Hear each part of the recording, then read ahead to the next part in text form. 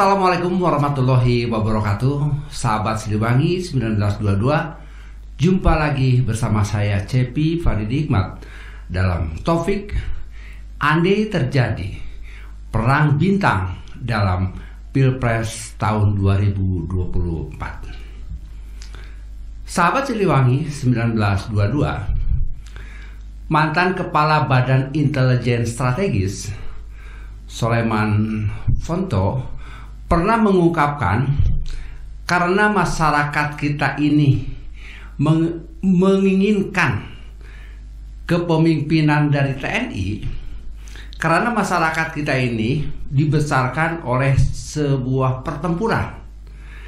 Jadi kemerdekaan ini bukan diberikan, tapi direbut melalui sebuah pertempuran. Tentunya dengan jiwa raga dan juga dengan darah. Oleh karena itu, sahabat Siliwangi 1922, mari kita lihat bagaimana cuplikannya dari mantan Kabais. Kita lihat. Jadi, kenapa rakyat itu menginginkan kepemimpinan TNI? Itu kan pertanyaan.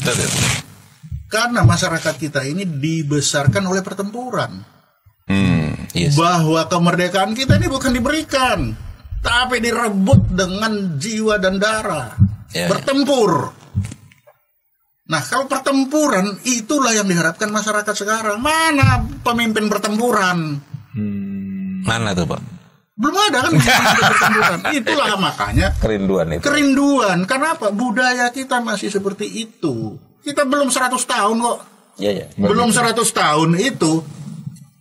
Budaya masa lalu itu yang bertempur banyak sejarahnya bertempur. Memang sejarah bertempur dari kerajaan. Mulai perang Padri aja bertempur. Padri aja bertempur. Di mana coba? Di Ponegoro. Di Ponegoro bertempur, walaupun itu hanya gara-gara tanah kuburan. Jadi kita tuh dibesarkan dengan pertempuran-pertempuran. Sehingga masuklah di kepala masyarakat itu bahwa perdamaian itu, tata tentram itu hanya bisa dapat melalui pertempuran. Untuk itulah dibutuhkan orang-orang yang bisa memimpin pertempuran, kan itu. Itulah yang menyebabkan masyarakat kita berpikir seperti itu. Semua mendengar orang mati. Dalam otaknya bapak ibunya, kenapa nggak dihajar sampai habis saja? Apa kata Bu Megawati kan sama.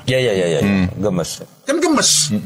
Dan itu diturunkan terus ya, Pak? Itu masih berlanjut. Belum 100 tahun, Pak. Amerika saja butuh 200 tahun lebih. Iya. Kita 100 saja belum. Jadi gen-gen pertempuran itu masih. Sahabat Siliwangi 1922, sesuai dengan tema, kalau akhirnya terjadi perang bintang di dalam kontestasi perhelatan massal, yaitu Pilpres tahun 2024, dan mengharuskan Gatot Nurmantio tampil jadi calon wakil presiden dari Anies Baswedan. Dan tentunya AHY harus bisa merelakan, sebab hal ini dianggap penting untuk menggapai sebuah kemenangan. Akan lebih seru lagi di dalam sebuah perhelatan di dalam Pilpres tahun 2024. Sahabat Siliwangi 1922, kenapa kita kombinasi dengan arah ke sana? Dengan masuknya Andika Prakarsa kepada tim Capres Ganjar Pranowo, ini mendapat sebuah perhatian dari koalisi lainnya tentunya. Sebab Andika Prakarsa adalah Jenderal Purnawirawan TNI dan mantan daripada Panglima TNI. Nah, hadirnya Andika ini akan menambah orang yang punya latar belakang militer dan berbintang di koalisi Ganjar. Yang sebelumnya ada mertuanya dari Andika ya, yaitu Hendro Priyono, dan kemudian ada juga Agung Gumelar ya. Lantas dari kubu Prabowo juga ada Pak Wiranto dan juga Widodo AS. Nah, di kubu Koalisi Perubahan dan Persatuan ada satu jenderal, yaitu mantan Presiden Republik Indonesia, yaitu Susilo Bambang Yudhoyono. Dan sekarang ditambah lagi oleh Gatot Nurmantio yang mempunyai latar belakang presidium daripada kami dan juga mantan daripada Panglima TNI di Republik Indonesia ini juga. Nah, sahabat Siliwangi, 1922 Andika Prakarsa ini sudah sempat menyampaikan bahwa dirinya siap untuk menjadi ketua tim pemenangan Capres Ganjar. Nah, namun demikian bisa saja lebih dari itu, yakni Pak Andika ya bisa menjadi cawapres bagi Ganjar Pranowo. Oleh karena itu, mari kita simak bagaimana cuplikannya dari beberapa analisa yang datang daripada pakarnya seperti pengamat politik dan juga militer Slamet Ginting. Mari kita saksikan. Munculnya nama Gatot ini memang di akhir-akhir ini tentu semua juga menghubungkan dengan persyaratan 0 yang dikemukakan tim 8 Anies Baswedan, yaitu Sudirman Said. Kalau kemudian tidak ada persyaratan 0, tadinya ada 1 sampai 5, ini menarik. 0 ini adalah siapa 0 ini? 0 ini apakah kemudian akan mendukung Anies, orang yang kuat mendukung Anies? Karena intinya kata kuncinya adalah berani, Bung Hersu. Nah, kita lihat bahwa salah satu kelemahan dari Anies Baswedan adalah dia harus di backup dari sisi politik hukum, polhukam gitu, politik hukum dan keamanan. Karena itu wajar kalau orang menghubungkan bahwa diperlukan sosok yang kuat di bidang polhukam. Dalam hal ini tentu orang mengait-ngaitkan dengan figur militer.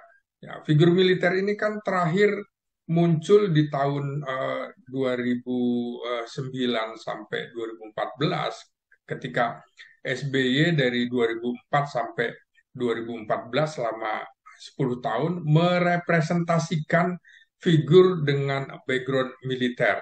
Nah, ada dikait-kaitkan hal itu dengan pengalaman era Presiden Soeharto, betapa kemudian militer juga sangat dibutuhkan untuk negara seperti kita di tengah kancah perang dingin yang kali ini terjadi lagi antara Amerika dengan Cina begitu ya. Iya, jadi kita tidak bisa lepaskan bagaimana konflik di Indo-Pasifik antara Amerika dengan Cina yang sekarang menjadi sebuah kekuatan superpower. Purnawirawan perwira tinggi TNI Polri sekitar 120 purnawirawan perwira tinggi yang dipimpin Letnan Jenderal Ediwan Prabowo itu mendukung Anies Baswedan dengan alasan itu, Bung Hersu. Maka kemudian orang juga mengaitkan kalau gitu nggak salah juga kalau ada figur militer yang coba dimajukan untuk mendampingi Anies Baswedan. Yang kedua adalah pernyataan Gatot itu tadi soal oposisi. Itu kan menandakan bahwa dia sebagai tokoh oposisi dalam hal ini forum kaminya itu mendukung kami yang sebelumnya netral, maka kemudian Saganda Nenggolan sampai keluar dari kami untuk mendukung Anies karena barangkali geram nih kok kami masih netral-netral aja dalam situasi seperti ini. Pernyataan Gatot itu kemudian diterjemahkan bacaan politik. Oh ya, Gatot sekarang sudah mendukung Anies Baswedan dari semula netral. Jadi Gatot sudah menyatakan dirinya, Andika juga sudah menyatakan dirinya. Nah, maka kemudian ada figur-figur militer di tiga kubu koalisi ini, Bung Hersu. Sahabat Siliwangi, 1922 sangat seru nih ya. Menurut pengamat daripada Slamet Ginting, hadirnya nama Gatot Nurmantio ini Jenderal Bintang 4 Purnawirawan TNI yang juga mantan Panglima TNI ini patut disimak. Karena Capres Anies Baswedan ini sebelum naik haji pernah mengatakan akan ada penambahan satu syarat atau satu kriteria, yaitu tokoh yang pemberani, dan hal ini bisa dipandang sebagai sosok dari kalangan militer yang siap menghadapi kondisi-kondisi yang sifatnya mendesak. Nah, dalam hal ini, sahabat Siliwangi 1922, ini bisa berarti dari Agus Harimukti Yudhoyono sebagai cawapres. Nah, kalau lawan di kubu seberang militer yang berbintang, maka dalam hal ini AHY kemungkinan harus bisa atau harus merelakan tempatnya untuk jenderal berbintang, sehingga di sini akan terjadi sebuah perang bintang yang lebih seimbang atau menyeimbangkan kalau menghadapi jenderal berbintang juga.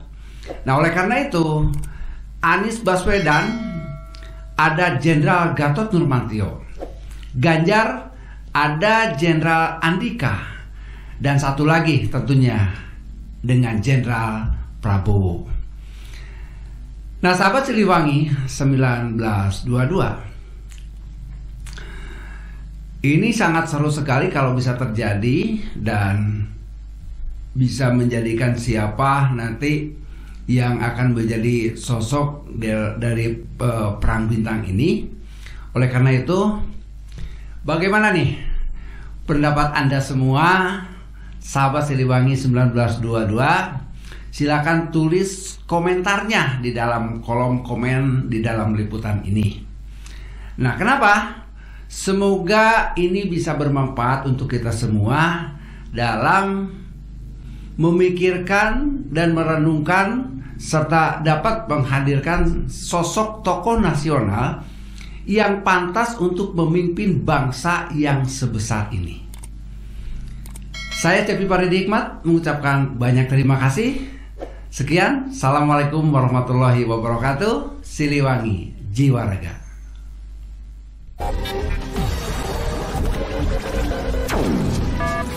Satu 922 Pejuang Siliwangi. Satu untuk semua, semua untuk perjuangan. Pejuang Siliwangi. Pejuang Siliwangi.